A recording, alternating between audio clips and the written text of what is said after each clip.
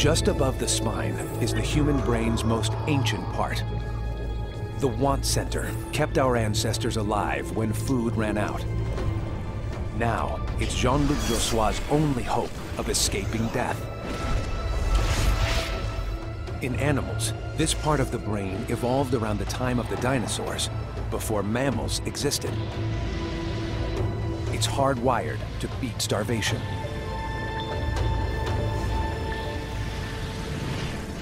For 3 days, Jean-Luc has been trapped underground. He hasn't had a morsel to eat. He doesn't know it, but his brain is changing how his body functions and how he behaves. There are a couple of different brain centers that regulate feeding behavior as well as hunger. They're in different parts of the central part of the brain called the hypothalamus. And in that part of the brain, you're really driven to seek out food, to eat almost anything, to try to stop yourself from starving to death.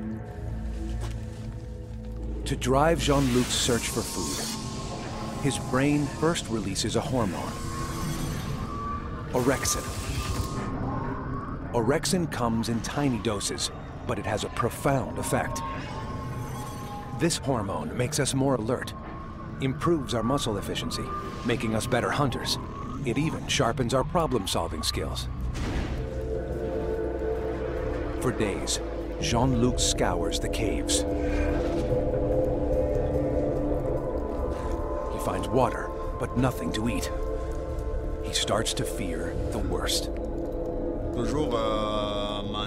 Even if, when I had a little hope, I thought obsessively what would happen over the last few days, or the last hours before dying. It was a big question. How I would die. Was it going to be cold or hunger, or... It was a question that I always had in my head. Sure that he's doomed, he records a message. But as hope fades, Jean-Luc's brain switches strategy to help him survive with no food. With his fuel stores depleted, his body becomes even more efficient. It makes him slow down. Now, his muscles use less energy. So do all his internal organs. New cells grow more slowly. Non-essentials, fingernails, toenails, hair, hardly grow at all. Jean-Luc is entering a survival state that evolved to keep starving animals alive until they could get to food. This enforced efficiency, which kicks in when we're at our limit, may have bigger implications. Some say it could help us all live longer.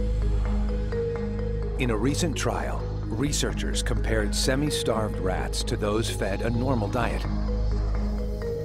Surprisingly, the less the rats ate, the longer they lived. Some animals' lifespans doubled. Based on these findings, some people drastically cut their food intake, hoping to live longer.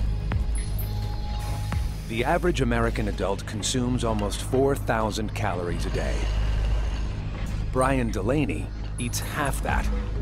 He's trying to fool his brain into staying in super efficient starvation mode. Right now, I take in about 1,950 calories per day. At the most strict, I was eating about 1,650 calories per day. If the theory holds, this could slow the aging process. It seems to work. When people who slash their caloric intake were compared with normal eaters, the dieters' hearts resembled those of much younger people. The heart is actually rejuvenated by 10 or 15 years. We know that calorie restriction does slow aging and in some respects even reverse it in humans. Reducing food intake may help people like Brian live longer.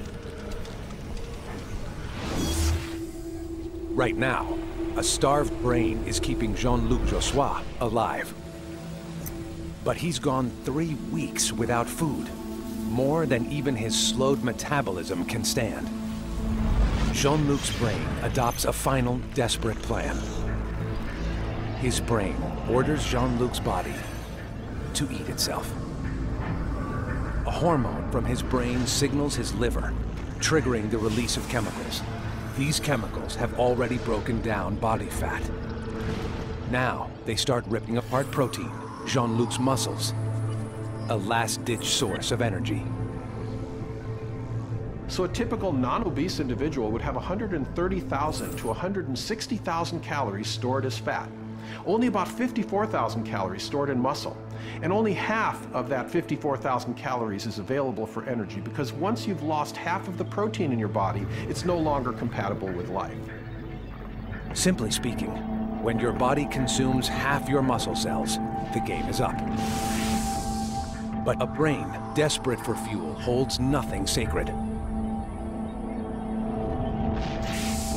It will even sanction burning heart muscle to keep itself going.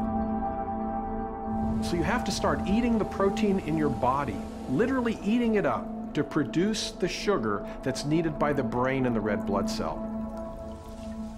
Miraculously for Jean-Luc, his brain's high-risk strategy pays off. 35 days after he was trapped, searchers find him only 200 yards from the cave mouth. His ordeal cost him over 40 pounds in fat and muscle, but his brain is just fine. Now that I look back at it, I think that everyone has a survival instinct. But it's just when one faces a situation like this that one really discovers it. The brain has developed many ingenious ways to keep us alive in emergencies. It has just as many ways to keep us going in everyday life. Especially if your day job is racing at nearly 200 miles an hour.